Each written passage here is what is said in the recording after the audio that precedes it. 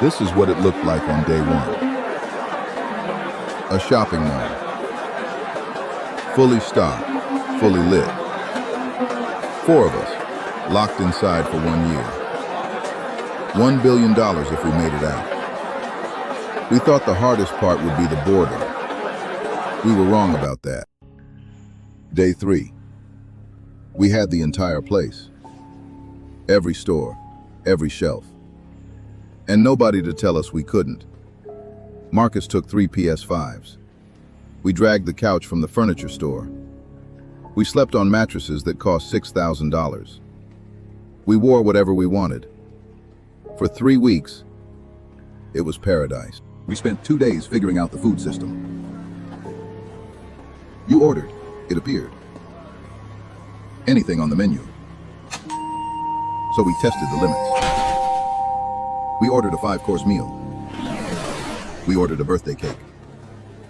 Marcus wrote day 9 on it in icing. We ate it. We laughed. The chime was just a sound to us then. We had no idea what it meant to her. This is the food court. Security camera 2. 3:23 a.m. Day 23. We had been asleep. Something had not been. We counted 300 containers before we stopped. There was 1 clean seat. 1 tray. Placed neatly. Like whoever sat here took their time. He appeared at 2 p.m. on day 23. An old man. Gray uniform. Name badge, Gerald. He walked toward the food court like a man who had done it 10,000 times. He had. 31 years he had worked here. Sally had been here longer. She comes every night, 1 a.m. to 3 a.m. She eats, she leaves. Stay inside a store during that window, and you will be fine. Step into the hall while she is hungry. Gerald paused here. He said, "There won't be anything left of you, not even ashes." He said it like he was telling us about the recycling bin. 5 months. Every single night, inside a store, lights off, door shut, by 1 a.m. The shadow at the edge of the cameras came every night. Gerald came every morning.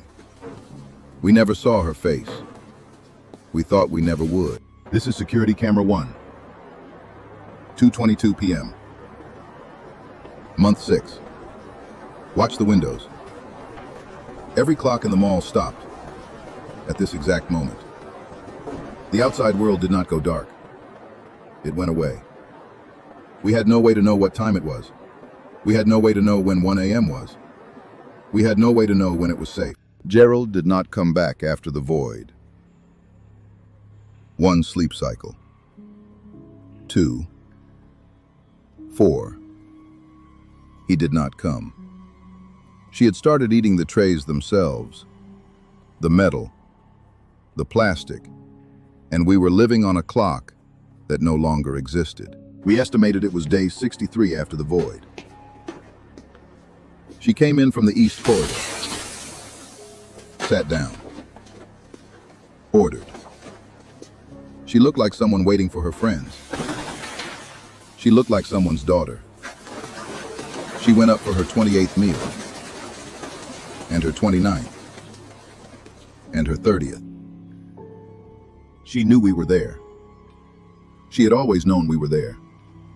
That smile. I have tried to describe it to myself 1,000 times since. It was not threatening. It was not hungry. It was patient. The smile of something that has all the time in the world. We did not sleep again for a very long time. We don't know how long we had been awake. Long enough. Marcus opened the door for 3 seconds, just to look. The corridor was empty, and then it wasn't. 80 meters.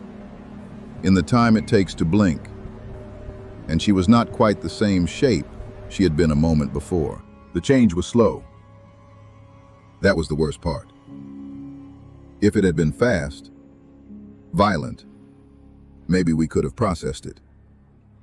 But it was slow, patient, like she wanted us to see every single stage of it.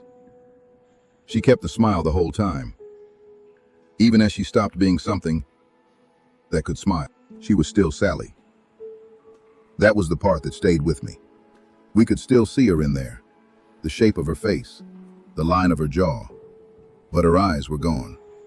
She was 2.5 meters tall. She had not moved. She was simply standing there, looking at us, waiting for something. We did not know what. She walked. We ran. She covered ground faster than she should have, at that pace, like watching a video with frames missing. Every light she passed beneath flickered once and came back dim. We had 20 meters to the store door. She was going to make it before us. The door closed. We heard the click. All 4 of us pressed against the back wall. We did not breathe. She arrived 4 seconds later, her hand on the glass, her face at the glass. 5 seconds. 6. 7. And then she tilted her head, like she was listening for something. The food chime. I will never forget that sound, for the rest of my life. She turned from the door. She looked at the food. She chose the food.